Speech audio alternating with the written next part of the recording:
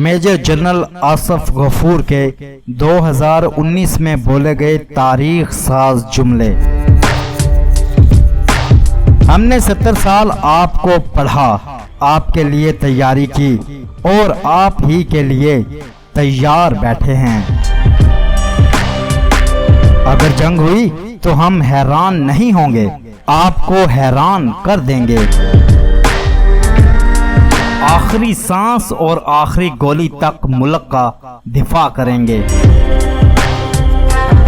हम अल्लाह अकबर से शुरू करके अल्हम्दुलिल्लाह पर ख़त्म करने वाले लोग हैं।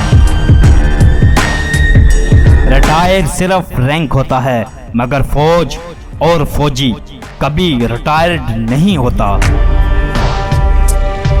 हम आपको सरप्राइज देंगे। हम अंदरूनी और बैरूनी मुल्क दुश्मन को भरपूर जवाब देंगे।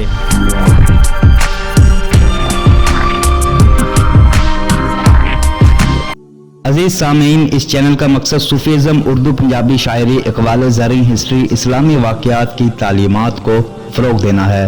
अगर आपको हमारी वीडियोज़ अच्छी लगती हैं तो हमारे चैनल को सब्सक्राइब करें। शुक्रिया।